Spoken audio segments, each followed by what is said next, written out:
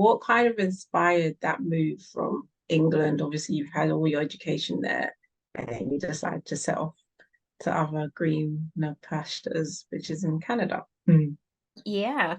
So I think the main thing for me, it's like a mixture of different things. So I found out that there's this visa, it's like a 2-year work permit that they can give British citizens.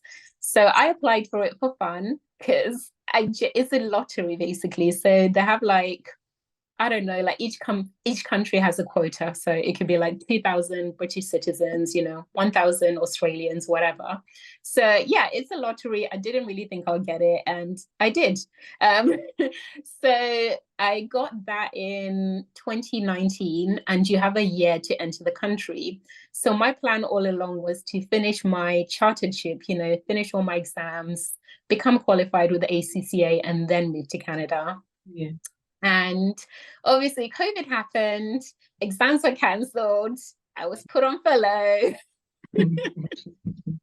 I really was not enjoying England. And yeah, it was just like, why not? What would you say is like one of the biggest differences between kind of working in England and working in Canada? I would say, so I can only speak from like public accounting, I guess, because I Yeah. spent 3.5 years in England, and then I worked for a public accounting firm here for a year. And I would say it's just, there's like, so in England, it's very much like, oh my gosh, the world's going to end if we miss this deadline. And over here, it's very much like, oh, the deadline's tomorrow. We might not make it. So it's very much relaxed in that sense. So Yeah. that's one thing I really enjoy. And I also have to say, salary wise, they pay a lot better over here. And you get paid twice a month, which was new to me. Every 2 weeks, you get a paycheck. So that's always nice. So I genuinely think I would struggle to come back to the UK and wait a whole month to get paid. So you're advertising then for anyone who might be considering other countries to that Definitely. Canada might be a good place to have a look at. Definitely. I've been telling all my friends, everyone who would listen and who's not tired of me now, like, just come, just try the 2 years. It'll be fun.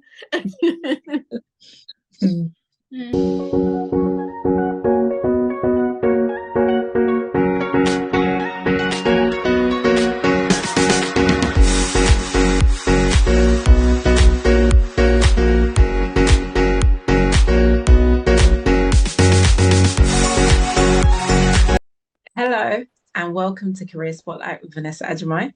Today, I'm so excited to have another great guest.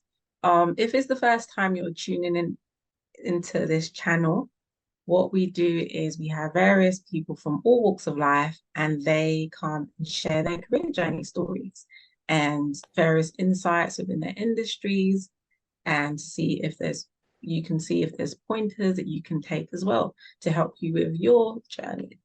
So today I have with me Princess Dimairho, who is a treasurer. And I won't say much more, but we'll go straight into it, and Princess can tell us a bit more about what she does. So hi, Princess. Hello. How are you doing? I'm good, thanks. How are you? Good. Thanks so much for agreeing to come on and to come My and share your pleasure. career journey. So as usual, normally I like to start off to kind of so that we get more context in terms of you, if you could tell us about what you do like right now. Right now, so I have just completed a master's in business administration. So that's something that I'm excited about. I'm just waiting for graduation, which will be sometime during winter. But outside of that, I guess I'm a volunteer treasurer for a not-for-profit organization, which is based in Canada, where I am right now. Yeah, so it's based in Canada, but it operates in Zimbabwe. So it's all about uplifting young girls and women in rural areas. Yeah, and just empowering them to just thrive in life. And yeah, so that's kind of the Mhm. the crux of it for now. Congratulations on your masters. So what does a treasurer do? Like, what does the job entail? Good. So it depends on the organization. So I'm just going to speak about a treasurer from a not-for-profit perspective, but I do know that there's treasurers in for-profit and they do a similar job, but just to a greater degree. So for a not-for-profit, our job as a treasury department is to basically make sure that the company stays afloat. So we're making sure that we get a steady inflow of money. So whether that's through fundraising, applying for grants, or budget management, or just making sure that the money that we do have, goes a long way. So that's kind of like the main thing that we do. And then we also help with the strategy development of the organization because, money is everywhere in a business. So we help by providing reports to the board. So whenever we have fundraising events, for example, we will do kind of like a cash flow to see how much money we got in and how much money we spent to just make sure that the event was worthwhile and it can help them, strategize for the future to be like, shall we repeat this fundraising event or maybe can we try something else? So I do find that bit quite enjoyable personally. Because yeah, it's just especially when you see people put a lot of hard work into what they do, like, making sure that the fundraisers are, we have the good performers, we have, like the decorations, etc. And then you finally see it all come together. It's really beautiful.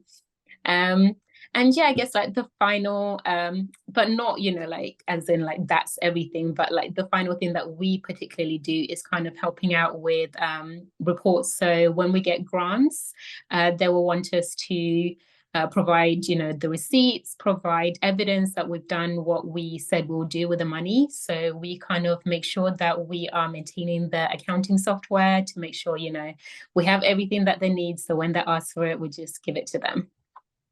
Sure. Mm. Can you kind of walk through a bit around your career journey from kind of like academics to now? Of course. So I studied a bachelor's in accounting and finance at the same university as you, Yes, University of my turn. Brighton. Exactly. Great times. So that was a 4-year degree with a 1-year work experience. So I worked at a sixth form college in the finance department. So I was pretty much helping them with everything. I was just kind of the ad hoc. We have this for you, whether it's entering invoices into the system, whether it was they had a little tuck shop where they sold pens and notebooks and stuff for students, whether it was, helping out there. So yeah, it was always different every day. So I really enjoyed that. And then when I graduated, I knew that I wanted to become like a chartered accountant. So I went about trying to find a job that would sponsor me through that. So I found this small firm in my hometown, Tunbridge Wells. So I worked there for 3.5 years whilst I was doing all my accounting exams.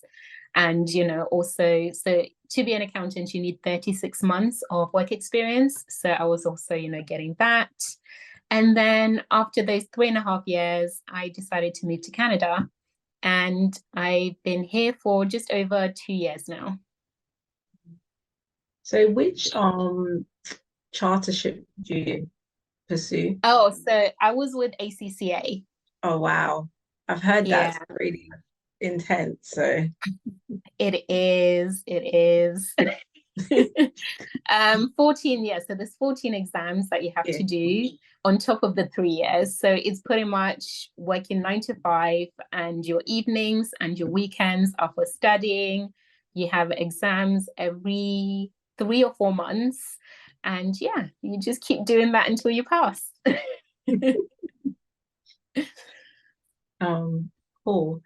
And so you mentioned that you're in Canada now. What kind of inspired that move from England? Obviously, you've had all your education there, and then you decided to set off to other greener pastures, which is in Canada. Mm. Yeah. So I think the main thing for me, it's like a mixture of different things. So um I decided to move, it was during the pandemic. So it was September of 2020. So I visited Canada here and there during my summer holidays when I was training. So yeah, from about 2017 to 2019, I was just, coming to Canada, just exploring. I had friends here. So I was just like, just enjoying life. And then I thought, so I found out that there's this visa, it's like a 2-year work permit that they can give British citizens. So I applied for it for fun because it's a lottery basically. So they have like I don't know, like each country has a quota. So it could be like 2,000 British citizens, 1,000 Australians, whatever. So yeah, it's a lottery. I didn't really think I'll get it, and I did. Um, so I got that in 2019, and you have a year to enter the country. So my plan all along was to finish my chartership, finish all my exams, become qualified with the ACCA, and then move to Canada. Yeah. And obviously, COVID happened, exams were cancelled, I was put on furlough.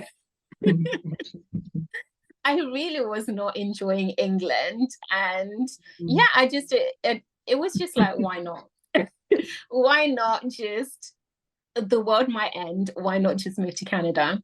So Mm. yeah, that was pretty much the main driving force for me because I was also going through some other stuff with work. I guess it was struggling to find a good work-life balance. And Yeah. when you're just eager to qualify and like you're just like, oh my gosh, you think it's the end of the world. So I really needed that break. So it was quite funny because when I moved to Canada, it's a 2-year working permit, but it's like you don't have to work. It's just like you can work if you want.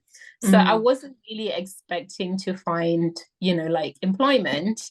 Yeah. And boom, 2 months in, I'm working. And yeah, I was really surprised. And I was like, oh, okay, cool. I guess I can explore Canada. And yes, I've just been enjoying that really.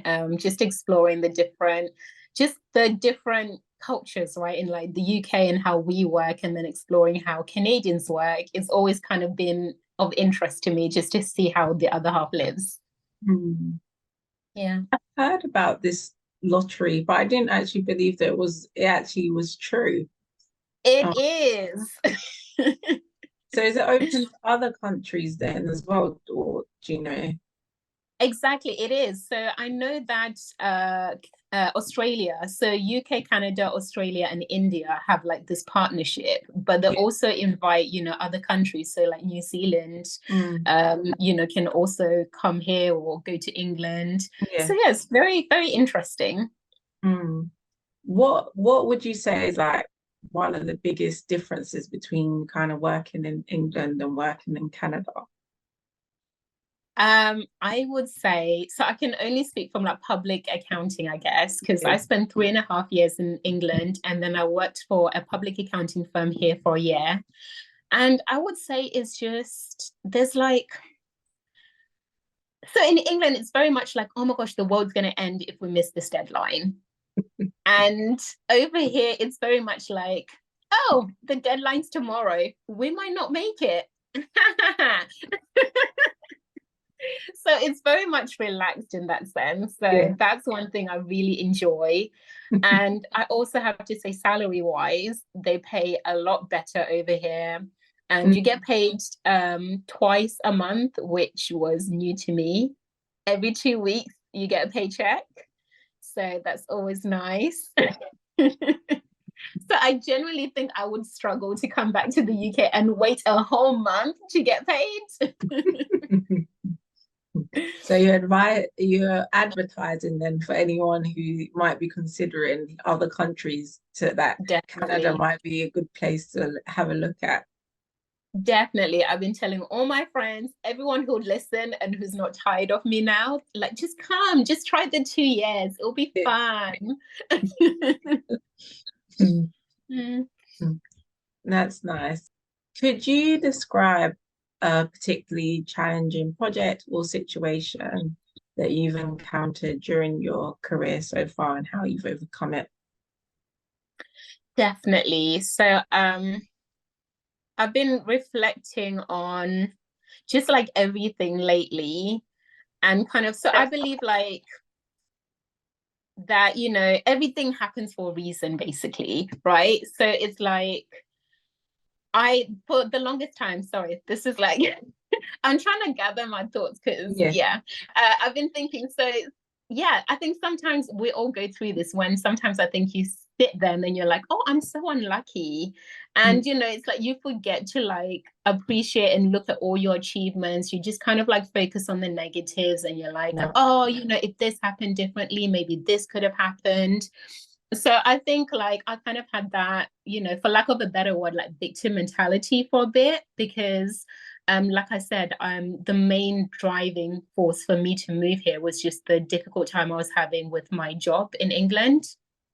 And it wasn't anything about the job. Like, of course, there's always, good and bad things about jobs. But for me, I guess it was just like not having a good work-life balance with the exams and, the working 9 to 5, which wasn't really 9 to 5, you know how it is. It's like you work until the job gets done. So I think what I found difficult was just like I got burnt out. Like, yeah, I just got burnt out. No one taught me that, you have to pace yourself. So I think that was very difficult, kind of navigating that myself, navigating, like, actually just understanding, like, okay, I'm unhappy. And why am I unhappy? And how do I get happy again? So, yeah, I would say that was the most difficult thing, like, literally just having faith, right? Because I was like, okay, like Canada, it was just kind of like, what if I go there and it's just me? Like it's not my job, it's not my career. Like, what if it's just me? So it was really like, yeah, just like having that confidence and that faith that it will all be okay. I just need to, just go out there and just see what happens. So I think that was definitely the most difficult thing. And also just not knowing, right? So, for example, ACCA used to have a partnership with Canada where it's kind of like your driving license, right? You come here, you can just swap your license and that's it, and become an accountant here. So it was also navigating that, right? Not really knowing the waters because with COVID, the rules changed. So it was like, okay, so I'm coming here. Where would I even start? How do I get back to the place that I was in England? mm, So yeah, all of that was just it was very, very difficult. And it took a long time to kind of get to a place where I felt secure and happy. And it was like going through therapy, journaling, like, I tried everything and anything, all whilst we thought the world was ending, which is funnily enough. I'm here having a midlife crisis, like, who am I? Am I happy? mm. Like outside of my career, right? I just never had an identity outside my career. So I think, yeah, that's the most difficult thing that I've gone through where I've had to find that balance to be like, okay, I enjoy my career very much, but what else do I do outside of that? And if things aren't going well with my career, like that shouldn't also affect other areas of my life. Yeah.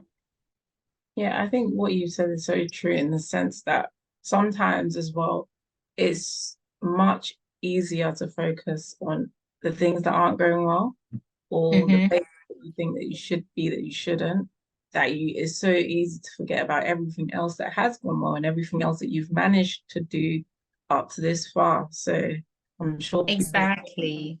points from your kind of Yeah. section and like the Yeah. to um Exactly. Because it's like, I mean, I've had difficult projects, but it's like, in comparison, after like, you pick up your whole life to move a country, everything just seems kind of like okay, if I can go through that, I can go through anything. Like, do you know what I Exactly. mean? It just, Yeah. it takes experience and time, and yeah. So you Mm. mentioned as well earlier about your masters. What kind of um inspired you to do that, and how does that kind of align with your goals? Good question. I kind of just fell into my master's, if I'm being honest. Mm, So, as I mentioned, I was here on my 2-year working visa. yeah. So that was expiring. It expired in September 2022. So that whilst that was all like coming to an end, I had applied for permanent residency because I decided that, I want to stay in Canada. This is, I'm liking life here. This is where I want to be. But with COVID and everything was at a standstill. So nothing was happening. Immigration offices were striking, not working. So I had to make a decision like, do I go back to the UK and find a job whilst I wait for, everything to kind of settle in Canada, or do I just look for a master's degree? So I really, really loved, my time in Brighton. I live like so in Tunbridge Wells, which is just like an hour away. So I was like, oh, why can't I just stay with my parents this time? Just commute to Brighton, enjoy myself in my masters, and so yeah, one of my friends actually suggested. So I mentioned that ACCA doesn't really have the same partnership it used to have with the CPA here, the Canadian Public Accounting Body. So one of the things that I was advised to my mentors and my friends was basically to just open my doors, like open my horizons, because what if I'm not able to, or like not able, but it will just take a longer time to like become certified here. So it was like, okay, why not look at other degrees that could open doors for me? Because, I really enjoyed my bachelor's in accounting and finance. It was mostly, like business studies. So we also had modules on economics, modules in people management. Like, it was a varied degree. So I just kind of looked for something similar. And I was like, hey, people seem to like MBAs over here. So why not go back and do that? Mm, And I'm really, really grateful for it because I've learned a lot. Like, mm, it's been really eye-opening, and it's been actually really instrumental for my role as a treasurer, because one thing that they really hammered into us was about interdisciplinary learning, which is basically when you borrow some aspects, frameworks and concepts from one industry and use it in another. So, for example, it could be like marketing. You take a framework that is typically used by marketing and you apply it to like a random business, sector. Like, let's say, yeah, like the accounting department.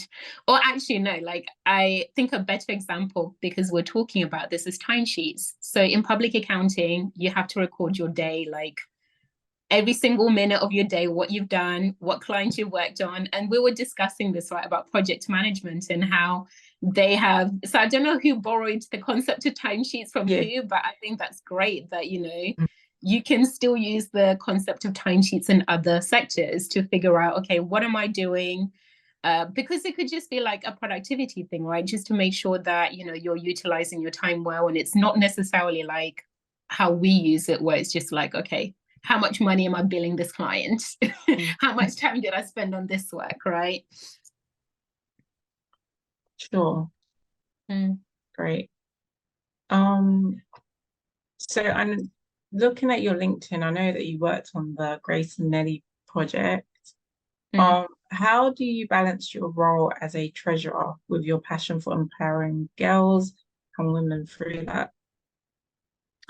So for me, it's kind of like innate, because I was born in Zimbabwe and I moved to the UK when I was 9 or 10 years old. So I always, and I've visited ever since then, I visit every now and again, and you get to see how your life could be, right? Through whether it's like my family members or, you're just looking at society and seeing how other people live. So it's always been a great passion of mine to be like, well, I've had all these privileges in life. How do I give back? How do I make sure that other people get the same opportunities as me? So that's one thing that, we do very, very well with Grace and Ellie, which is basically so it's kind of like part of my MBA. Like, so every single module that we did, we had to like base a case study on an organization. So in marketing, for example, I would focus on, okay, how do we, so one of the things that we do, for example, is when we apply for grants that we get here in Canada, we basically transfer the money to Zimbabwe. So we will start projects in the local community on anything. So we ask the community, what do they need? So, some women, they have businesses and the businesses aren't doing well. So they want to know, how can I improve on my business? How can I figure out what's going bad with my business? Or this is going great, but I need money to scale up. Like, I want to do more. And we help them with that. So, it could be just free courses, like free marketing courses, free courses on financial literacy. So yeah, it's very interesting that we do that, but then we have competition of other organizations, right? So we have the Red Cross, we have Amnesty International, like, big global organizations who have bigger budgets. So we ended up having issues where we want to give money to people, we want to like help them, like grow, and people aren't coming to our seminars. So we had to find a way of marketing ourselves. Like, how do we as a not-for-profit market ourselves to be like, come to us, we will help you, which is something that, I guess we never thought that would have to do. But it was just great that it coincided with me being on my MBA and like being able to get the guidance from my lecturers and talk to them and, get ideas from my course mates on, okay, what would you do in this situation? And it was vice versa, like, helping them, using concepts yet again, like from the not-for-profit sector that you just didn't think like would be applicable to a for-profit organization, and being like, wow, we are really learning a lot from each other. So I think basically it's just been in my blood, in my, like, I've always just wanted to help people. So being the treasurer of Grace and Ellie is just like, I would still be passionate about helping people, especially women and young girls in Zimbabwe, even if I wasn't treasurer. And I guess the other thing that we do as well is, especially with school. So we provide reusable menstrual products to young girls in, high schools, because we heard that in the community, some girls miss school because they don't have anything to use during that time of month. So that's always been, a passion for me, because yet again, you always wonder, or like, I talk to my cousins and I'm like, how are you at this time of month? Like, how do you feel? And, I'm just like, I'll never want to hear anyone suffering over something that they don't have control over. So yeah, it just marries each other. So it's just great that everything just comes together so well. That's awesome. Awesome. What do you think are like some of the key qualities for someone who'd kind of be looking for um their career in this pathway? Yeah. I think definitely focusing on getting certified, as an accountant, whatever industry that you work for, like for profit or not for profit, you still need to be, certified or have a certain number of experience where you've had challenges and like you've experienced different things, so you can really like utilize that well to like succeed in your role.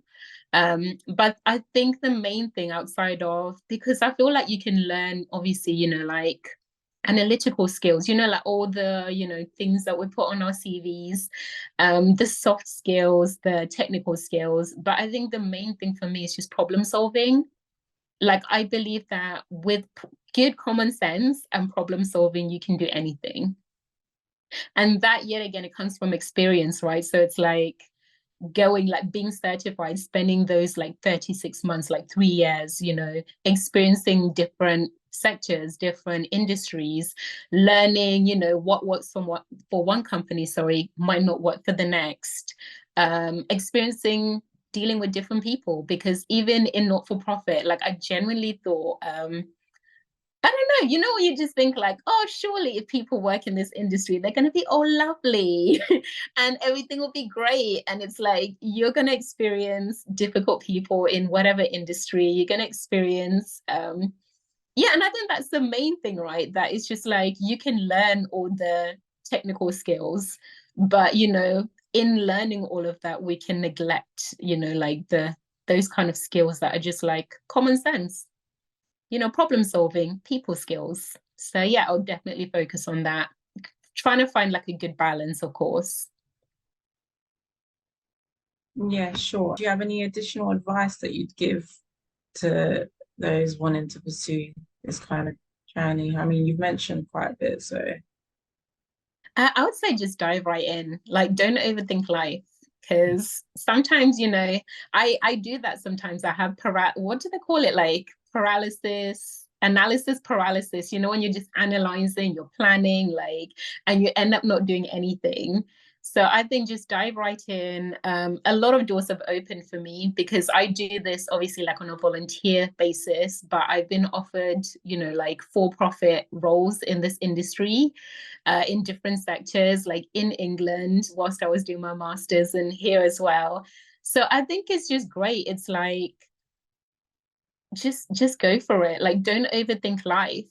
And I think what makes me happy is, especially about doing this, is the giving back element. It's like knowing that you're using the skills and the tools that, you've gained, but you're using it for good, right? It's like at the end of the day, you still need to pay bills, of course, which is great, but you can still do something worthwhile. Like you can still do something to give back to other people and not just like collect money for yourself.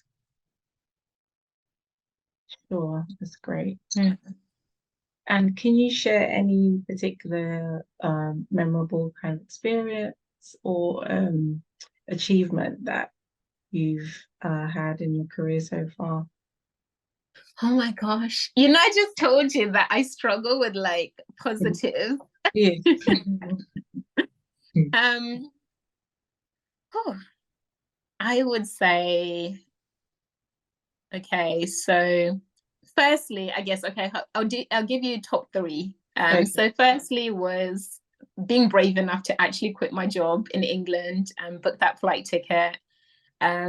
So I think that was definitely something to be celebrated, because the amount of people I've spoken to who are like, geez, I haven't even lived anywhere outside of my hometown. Mhm. I'm like, okay, I guess that's an achievement. And so when I moved here, just kind of assimilating to the Canadian culture, right? So I remember my first job here, it was with the parking solutions company. So they actually hired me to be an internal auditor. And on my first day there, they were like, everyone in payroll has left. Like, you need to pay people now. And, it's just like, what? And then they were like, yeah, it will just be for like a week. We're just going to like find someone to help you. And I ended up doing that for like 9 months. Mm. Um, Having had like zero payroll experience, to paying people every 2 weeks, I feel like that's definitely, and it was like 500 employees. It was definitely stressful, but the fact that I was able to do it, and like to do it good enough, because they actually hired payroll specialists, Yeah. during my time there, who some of them left because they thought the job was overwhelming. Some of Mhm. them were fired. So I was like, I must have been doing something right. Right. Yeah. And I guess the last one is just my MBA, because it was like really challenging. Especially, I don't know, everyone, I think most people know, right? It's like once you move out of your parents' house, it's very hard to go back. So I think I the course itself was challenging, and also having the pressures of being at home makes it even more worthwhile, that like I can't believe I actually succeeded and like got good grades on my assignments, and I managed to accomplish this in, because it's just like I left Canada September 2022. I came back in, June, July, and it's like I don't know if you've also done this where you kind of reflect on your year and you're like, what have I done? Yeah. But I'm like, thank God I can be like, I did a whole master's. So that's something, I guess. So that's my top three, I think. Yeah, Mm. definitely things to be extremely proud of. So Yeah. yeah. Do you have anything else that I might have left out or that you want to share? No, I just, yet again, like, I know we've had this conversation before where I just say, like, it's really amazing that you've got this platform to help people because I think we can all learn from each other and we can learn so much. You don't even need to be in the same sector. You don't even need to be like thinking about being a treasurer, but it's like you can learn so much from just learning, listening to this video or like listening to something else, someone who works in project management, learning how they navigate life, how they navigate the stresses of everyday work. So yeah, I genuinely just, I love the fact that you have this platform and I just wish you well. And I hope to see you continue to thrive and grow and just like teach people, right? Like, yeah, it's just amazing. Thank you so much for your kind words, and also thank you for your time for agreeing to come on and being so open and sharing. So No yeah, much worries. appreciated. So Not a thank problem at all. you. Okay, bye. Bye.